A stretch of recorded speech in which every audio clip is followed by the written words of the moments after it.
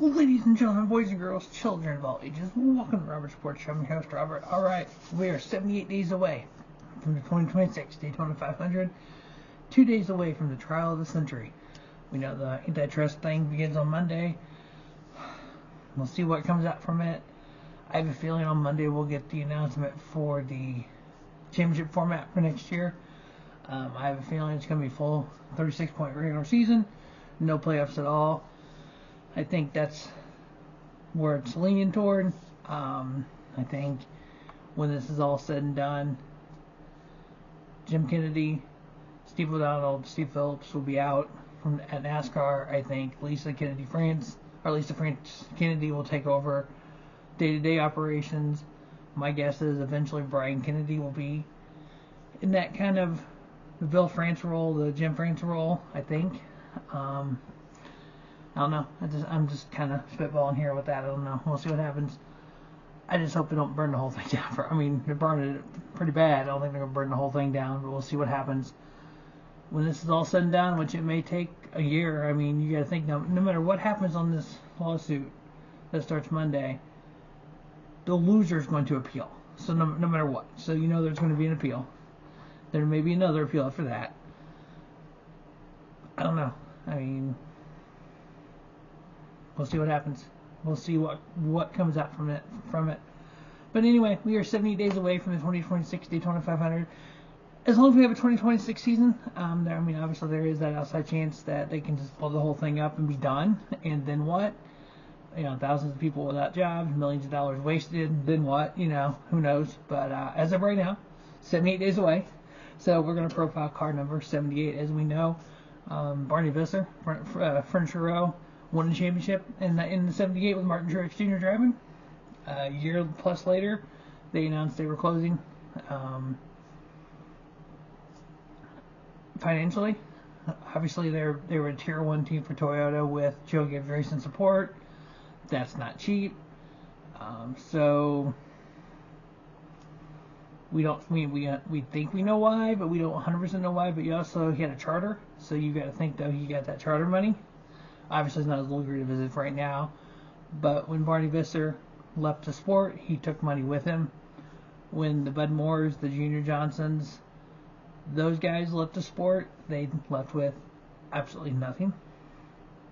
So, which system is better? But anyway, car number 78.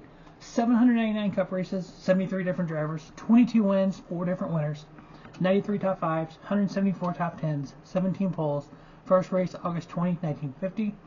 Last race was October 15th, 2025. Of those 799 races, 460 as a Chevrolet, 155 as a Ford, 117 as a Toyota, 76 Oldsmobile, 31 Dodge, 6 Plymouth, 6 Pontiac, 5 Lincoln, 3 as a Buick, 3 as a Studebaker. On the Cup side, Martin Truex Jr., the most starts in the number 78, 180 starts, 17 wins, 56 top 5s, 91 top 10s, average finish 13.3. Regan Smith, 120 starts, 1 win. We know was he in the 01 when he had the win that wasn't a win, that was a win, it should have been a win, it was below the yellow line? Yeah. Anyway, Regan Smith, again, this is only his stats in the 78 car. 1 win, 3 top 5s, 8 top 10s, average finish 23.4. BJ McLeod, who drives the 78 now, has 103 starts, 2 top 10s, average finish 29.5. Kurt Busch, 42 starts, 11 top 5s, 19 top 10s, average finish 14.6. I would say this was the ride that, to me, resurrected Kurt Busch's career.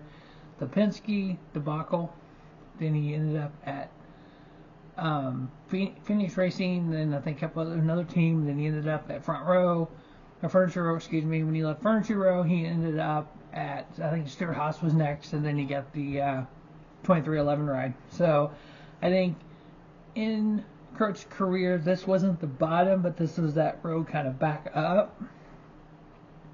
Joe Nemechek, front row Joe, 41 starts in the 78. Average finish 33.7. Jim Pasquale, 32 starts, 3 wins, 11 top 5s, 18 top 10s, average finish 13.3. Dick Passwater, 12 starts, 1 win. 6 top 5s, 9 top 10s, average finish 7.8. Xfinity side, 336 starts among 59 drivers, 5 top 10s. Wow, not a lot of stats there.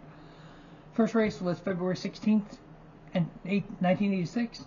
Last race was March 9th, 2024. BJ McLeod, 62 starts, average finish 26.3.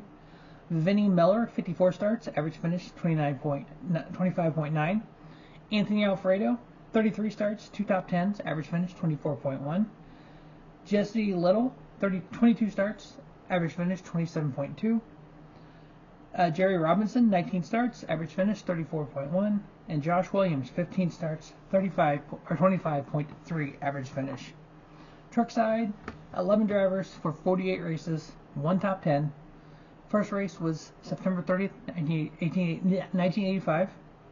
Last race was October 22nd, 2016. Charlie Bradbury, 11 starts, 28.2 average finish. Dominic Dobson, 10 starts, average finish 26.8. Randy Renfro, 8 starts, average finish 26.4. Mike Chase, 7 starts, average finish 23.3. And BJ McLeod, 3 starts, average finish 23.0. So besides a little bit of success in the Cup Series there with Furniture Row, I keep saying Front Row, Furniture Row, 78 really hasn't had a lot of things to talk about in recent years. Now next year when we do the countdown, as long as we have a 2027 NASCAR season, we do the countdown for next year. We're going to concentrate more on just the Cup side and more kind of team owners and whatnot on who drove for who in the Cup Series. So obviously the 78 will come back around. We'll have more starts because we know BJ McLeod will make some starts in 2026. But you know what? The rest of it is up in the air on what the stats are going to look like. But we are 78 days away from the 2026 Daytona 500, the Great American Race, and 2 days away from the trial of the century. As always, thanks for calling. Thanks for watching the Robert Sports Show. Don't just have a great day. Have a spiffy day. Robert Sports Show, your YouTube leader in sports channel content.